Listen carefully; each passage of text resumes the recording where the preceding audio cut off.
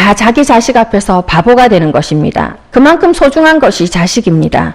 그러나 그럼에도 불구하고 끔찍히 사랑함에도 불구하고 그 사랑의 방법이 잘못되어서 그 사랑의 표현이 옳지 않아서 그것이 오히려 자녀들을 힘들게 하고 결국은 자기들, 부모님들 스스로도 힘들어지는 그런 상황이 되었습니다. 이 사랑의 표현, 사랑의 방법이 옳지 않았던 한 인물에 대해서 우리가 성경을 한번 보도록 하겠는데요. 창세기 34장입니다. 창세기 34장에 등장하는 인물이 있습니다. 바로 디나입니다. 이 야곱의 딸 디나인데요. 이 야곱의 사랑하는 딸 디나가 이방 사람들이 거주하는 세겜 지역에 가게 됩니다. 거기에서 여자들을 보러 갔다가 추장의 아들에게 부끄러운 일을 당하는 내용이 나옵니다. 신학자들은 이때 디나의 나이가 15살에서 16살 정도라고 그렇게 얘기를 하는데, 우리나라로 치면 아마 중학생, 이제 한참 사춘기인 이제 친구겠죠. 보통 많은 설교하시는 분들이 이렇게 설교를 하는 걸 듣게 됩니다. 디나가 그 세겜의 추장의 아들 그 세겜에게 그 부끄러운 일을 당할 때 이렇게 표현합니다. 여자가 함부로 그렇게 쏘다니니까 그런 일을 당하지, 이렇게 생각하는 경우가 있습니다. 근데 저는 그거를 조금 더 다른 부분에서 또 살펴보려고 하는데요. 우리가 알아야 될 것이 무엇이냐면, 디나가 살던 당시는 지금처럼 법이 그렇게 정착되어 있던 시대가 아닙니다. 그러니까 지금의 우리의 문화를 가지고 또 지금 우리가 가지고 있는 유교적 어떤 잣대를 가지고 이 디나의 행동에 대해서만 우리가 질타할 수 없다는 것입니다. 게다가 이 디나의 가정 환경을 보면 디나에게 12명의 오빠들이 있습니다. 즉 12명의 오빠들 틈에서 자랐다는 것은 차분한 성격이 아니라는 거죠. 예, 12명의 오빠들이 있어요. 거기에 여자아이 한 명이 있습니다. 그러면 그 오빠들, 그 남자들 틈 사이에서 먹고 살아야 되기 때문에 얼마나 이 아이가 활달한 성격을 가졌을까, 그리고 거친 성격을 가졌을까, 그런 것도 우리가 조금 짐작해 볼 수 있겠습니다. 그리고 방금 제가 얘기한 것처럼 디나의 나이가 15살에서 16살 정도이기 때문에 호기심도 많고, 또 세상에 대한 문화들, 또 다른 지역에 대한 호기심도 그렇게 많았기 때문에 아마 세겜 지역을 활보했을 가능성이 많이 있습니다. 그런데 그런 디나가 히위 족속의 추장인 세겜을 만나게 됩니다. 그 말씀 중에 하나를 우리가 읽어보도록 하겠습니다. 창세기 34장 1절에서 4절 말씀 우리가 함께 읽도록 하겠습니다. 시작. 레아가 야곱에게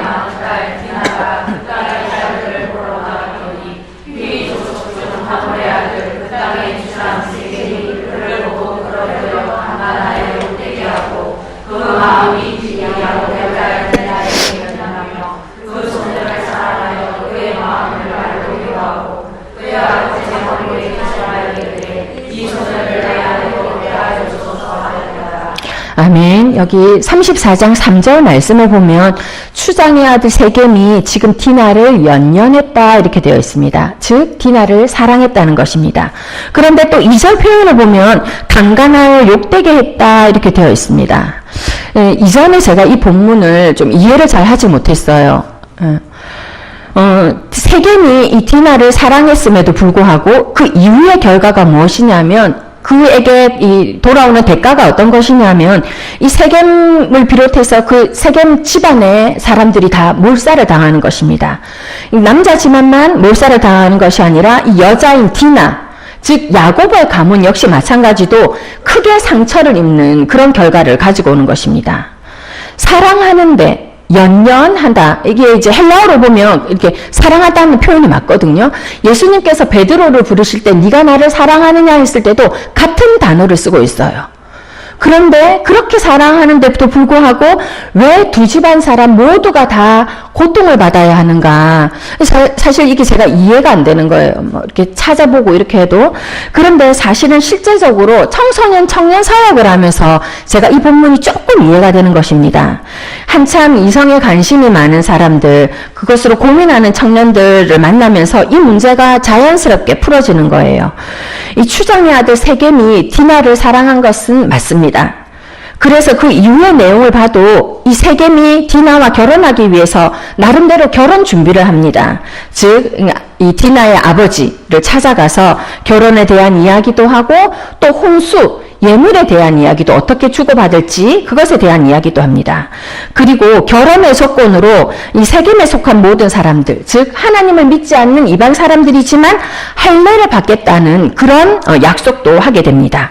그런데 그럼에도 불구하고 결과는 디나와 또 디나의 가문, 이 야곱의 가문에 수치를 주고 세겜의 집안은 결과적으로 몰살을 당합니다. 왜 그랬을까? 세겜은 분명 디나를 사랑하였습니다. 그러나 문제는 이 세겜이 디나를 사랑하는 방법이, 남자가 여자를 사랑하는 방법이 또 세겜의 그 사랑의 표현 방법이 잘못되었다는 것입니다. 분명히 디나를 사랑하였지만, 연연하였지만, 그러나 그것에 대한 사랑의 표현, 그 사랑의 방법이 자신은 사랑이라 할지라도 그 상대방은 분명히 폭력으로 다가온 것입니다. 즉, 사랑의 표현, 사랑의 방법이 잘못된 것입니다. 성도 여러분, 그렇다면 어떻게 해야 우리는 좋은 사랑의 표현을 하고 적절한 사랑의 방법을 찾을 수 있겠습니까? 사랑의 방법, 사랑의 표현은 여러 가지가 있습니다. 따뜻한 말 한마디, 감사하다는 거, 환한 미소, 또 편지나 작은 선물을 건네는 거, 그리고 그 사람의 말을 정성스럽게 들어주는 거, 또 그 사람이 얘기할 때는 무조건 yes, yes, 당신 말이 옳아요. 아, 당신이 잘하고 있어요. 이렇게 응원해 줄 수도 있습니다. 그리고 그 사람을 위해서도 기도해 줄 수 있습니다. 여러분들은 상대방을 위해서 어떤 사랑의 방법을 쓰고 있습니까? 저는 조금 전에 우리 아이가 달라졌어요. 거기에 나오는 부모님들, 그리고 디나를 사랑했던 세겜에 대해서 잠깐 말씀드렸습니다. 분명히 사랑했지만 그 사랑의 방법이 잘못되어서, 사랑의 표현이 잘못되어서 결국은 상처가 되고 결국은 폭력이 되었던 것처럼 우리들도 우리의 이웃, 또 우리의 공동체, 우리의 가족을 사랑하지만 때로는 그 사랑의 방법이 또 그 사랑의 표현이 서툴러서 잘못되어서 결국은 상처를 주는 경우가 있다는 것입니다. 그리고 사랑을 표현했지만 상대방이 그것을 잘못 이해하고 오해해서 그렇게 서로가 서로에게 불편함을 느끼는 그런 때도 있는 것입니다. 우리는 서로 자라온 환경이 다릅니다. 그래서 사랑의 방법, 사랑의 표현들을 다르게 배우는 경우도 있었습니다. 그리고 성향에 따라 좀 다르기도 하는 것 같습니다. 그래서 어떤 분들은 인사를 해주면 좋아합니다. 그러나 어떤 분은 인사를 하면 부담스러워하는 분들이 있습니다. 이전에 수요 예배 때 그 성향 테스트를 하지 않았습니까? 그래서 어떤 분은 주일날 이렇게 저녁에 전화를 하면 내게 관심 가져주니까 참 좋아하는갑다. 그래서 전화를 좋게 받아주는 분들도 있습니다. 그러나 어떤 성향을 가진 분들은 주일날 전화 받는 것을 곤욕스러워하는 것도 있는 것 같습니다. 누가 틀렸다, 누가 옳다 이렇게 이야기할 수 없습니다. 그리고 어떤 경우에는 이렇게 조언을 하는데 나는 조언이라고 하지만 상대방은 그것을 잔소리로 받아들이는 경우도 있습니다. 나는 분명히 상대방에게 금의 말을 했는데 상대방은 그걸 동의 말, 조금 더 나아가서는 똥의 말로 알아듣는 경우도 있습니다. 왜 그런가? 자라온 환경이 또 배워온 방법들이 다르기 때문입니다. 스타일이 다르고 성향이 다르고 그렇기 때문에, 그리고 또 얼마나 건강한 자존감을 가졌느냐에 따라서 그 사랑을 받아들이는 내용이나 강도가 좀 달라지는 것 같습니다. 그러면 어떻게 성도들을, 어떻게 나의 가족들을, 어떻게 우리의 공동체를 사랑할 수 있을까? 결국 답은 하나인 것 같습니다. 바로 하나님을 사랑하듯이 영혼을 사랑하는 것입니다. 오늘 본문에서 하나님께서 말씀하신 것이 바로 그것입니다. 너희들 나를 사랑하듯이 공동체를 사랑해라. 영혼을 사랑해라. 그렇게 얘기합니다. 우리 갈라디아서 2장 10절 말씀을 화면을 보고 같이 읽도록 하겠습니다. 갈라디아서 2장 20절 말씀 시작.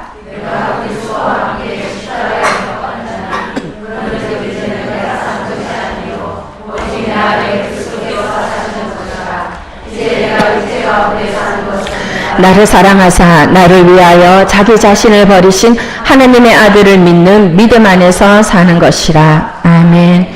우리가 영혼들을 어떻게 사랑할 수 있는가? 어떻게 공동체와 형제들을 사랑할 수 있는가? 어떻게 나의 아내와 나의 남편, 나의 가족들을 사랑할 수 있는가? 그것은 바로 우리가 예수님 안에서 죽은 것처럼 내가 그 사람 앞에서 죽는 것입니다. 생각해보면 우리는 주님 앞에서 죽는 것은 그리 어려운 것이 아닙니다. 사실은 쉽게 고백되어질 수 있는 것입니다. 그래서 우리는 쉽게 이렇게 기도합니다. 주님, 제가 죽어지게 하옵소서. 주님, 제가 죽어지고 주님이 나를 다스려 주시옵소서. 우리는 이런 기도는 많이 합니다. 그러나 주님, 제가 그 사람 앞에 죽어지게 하옵소서. 주님, 제가 그 형제 앞에서 죽어지게 하옵소서. 주님, 내가 죽고 그 사람이 살게 하옵소서. 사실 이런 기도는 잘 하지 못하는 것 같습니다. 우리가 죽어야 하는 이유가 있습니다. 화면을 한번 볼까요? 제가 겨울산에서 찍은 사진인데요. 이게 편백나무인 것 같아요. 확실하게는 잘 모르겠는데 아마 편백나무이지 않을까 싶은데 어린 편백나무입니다. 이렇게 편백나무가 어리기 때문에 잘 자라기 위해서 지금 받침 하나가 이렇게 세워져 있죠. 네. 여러분, 이 세워진 받침을 잘 보시기 바랍니다. 무엇이 받침으로, 무엇이 저 어린 나무의 버팀목으로 사용되어지고 있습니까? 네, 막대기죠. 쉽게 표현한 막대기. 죽은 나무입니다. 어린 나무를 위해서 죽은 나무가 저렇게 버팀목으로 사용되었습니다. 죽은 나무로 받쳐졌기 때문에, 죽은 나무가 버팀목이 되었기 때문에 저렇게 어린 나무가 자랄 수 있는 것입니다.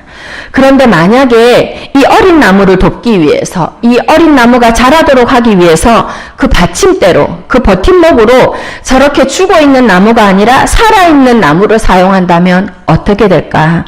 서로 살아있기 때문에, 또 서로 자라야 되기 때문에 얽혀지는 것입니다. 바로 갈등 관계가 되는 것입니다.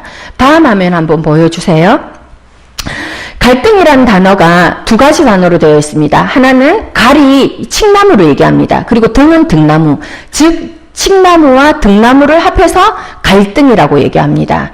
이 칡나무하고 이 등나무는 이게 덩굴과라고 하더라고요. 그래서 자랄 때 이를 타고 오르는 그런 습성이 있다고 합니다.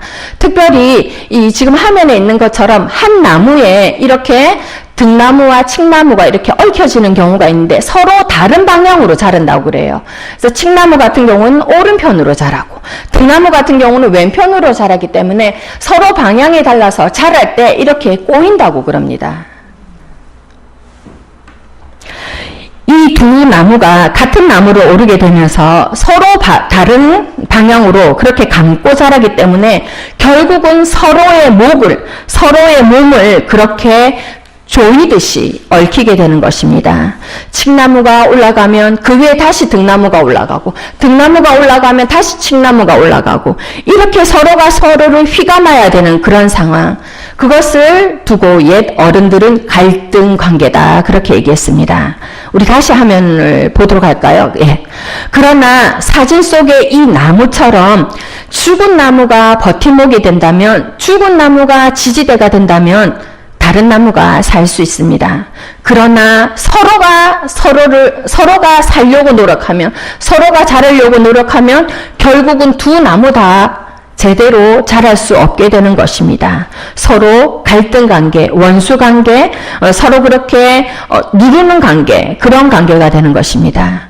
우리는 하나님 안에서 내 자아를 죽이려고 그렇게 많은 기도, 그렇게 많은 눈물, 그렇게 많은 훈련들을 받습니다. 그러나 사람 앞에서 내 자아를 죽이려고 그렇게 눈물 흘린 적은 많이 없는 것 같습니다. 우리가 어떻게 사랑할 수 있는가? 여러 가지 방법들이 있고 여러 가지 표현이 있지만 그 마음 중심에는 그 사람 앞에서 내가 죽는 것, 이 자세가 필요한 것 같습니다. 내가 해야 돼. 내가 살아야 돼. 내가 더 나서야 돼. 내가 하는 것이 바로 서로 다른 방향을 향해 자라는 이 갈등의 관계처럼 되어 그렇게 서로 죽이는 관계가 될 수밖에 없는 것입니다. 성도 여러분, 그 사람 앞에서 내가 죽는 것은 비굴해지는 것이 아닙니다. 내가 죽는 것에 전제 조건이 있습니다. 바로 그 사람이 아직 어리다는 것입니다. 그 사람이 아직 자라야 하기 때문입니다. 그 사람을 살려야 하기 때문입니다. 그리고 그 사람이 성장되어야 하기 때문입니다. 그래서 내가 죽는 것입니다. 오늘 본문에서는 하나님께서 인자를 사랑하시라 하시면서 헤세트라는 단어를 사용했습니다. 이 헤세트라는 단어는 불쌍히 여기는 마음, 친절한 마음, 또 측은히 여기는 마음, 자비의 마음입니다. 즉 상대방을 불쌍히 여기면서 측은히 여기면서 그 자비의 마음으로 사람을 바쳐주는 것입니다. 이 마음이 어떤 마음이겠습니까? 이 마음이 누구의 마음이겠습니까? 바로 부모의 마음인 것입니다. 계산하지 않는 거, 또 이해, 타산, 그거 맞추지 않는 거, 그저 내 자식 잘 되는 거, 나의 것을 주는데 더 주는 거, 나의 살이 뜯겨져 나가더라도 내 자식에게 주는 것이 바로 부모의 마음입니다. 그런데 하나님께서 바로 이런 부모의 마음을 우리에게 가시라고 요구하는 것입니다. 또한 이것이 예수님의 사랑 아니겠습니까? 신이심에도 불구하고 자기를 비워 인간의 모습을 가지셨습니다. 이것을 조금 더 적나라하게 표현하자면 사실은 가장 고상한 사람이 자진해서 똥물을 뒤집어 쓰는 것입니다. 잠깐 조금 더 표현해 볼까 이렇게 했는데 이렇게 우리 여성분들 웨딩드레스 있잖아요. 순백의 웨딩드레스. 그 웨딩드레스를 입고 자진해서 똥물에 그 몸을 뒹구는 겁니다. 예수님께서 그런 마음으로 그런 우리의 인간의 모습을 가지신 거예요. 그것뿐만 아니라 죄 없으심에도 불구하고 그렇게 죄인 취급받으면서 온갖 모욕받으면서 십자가에 묵묵히 달리셨고 자신을 내어주셨습니다. 그렇게 예수님이 우리를 사랑하셨습니다. 우리 요한복음 15장 12절에서 14절 말씀 같이 읽도록 하겠습니다. 요한복음 15장 12절, 13절, 14절 시작. 내 계명은 곧 내가 너희를 사랑한 것 같이 너희도 서로 사랑하라 하는 이것이니라. 사람이 친구를 위하여 자기 목숨을 버리면 이보다 더 큰 사랑이 없나니 너희는 내가 명한 대로 행하면 곧 나의 친구라. 아멘. 하나님께서 요구하시는 사랑, 우리에게 요구하시는 사랑이 바로 이런 사랑입니다. 부모님이 자식을 위해서 내어주는 사랑, 예수님이 우리를 위해서 목숨을 내어주는 사랑, 하나님이 그 은혜를 모르는 이스라엘 백성들을 끝까지 포기하지 않고 붙드는 그 사랑. 그런데 그 사랑을 하나님께서 우리에게 요구하고 계십니다. 우리 공동체를 위해 요구하고 계시는 것입니다. 우리가 이런 사랑의 마음을 가지고 가족과 공동체 또 영혼들을 사랑했으면 좋겠습니다. 기도하겠습니다. 하나님, 오늘의 말씀 우리가 행할 수 있기 때문에 또 우리가 해야 하기 때문에 주신 말씀인 줄 알고 감사해 받겠습니다. 하나님 사랑하는 것처럼 우리가 영혼 사랑하게 하여 주시옵소서. 하나님, 그것이 얼마나 어려운지, 하나님 앞에서 죽는 것보다 사람 앞에서 죽는 것이 얼마나 쉽지 않은지, 때로는 자존심이 상하고 얼마나 비참함이 느껴지는지, 그러나 생각해보면 예수님께서 그렇게 우리를 위해 죽으셨습니다. 그리고 그 예수님이 우리에게 그러한 죽음을 요구하고 계십니다. 하나님, 영혼을 살리기 위해서, 공동체를 살기 위해서 그 하나님의 명령 앞에 순종하는 우리들 되게 하여 주시옵소서. 예수님 이름으로 기도드렸습니다. 아멘.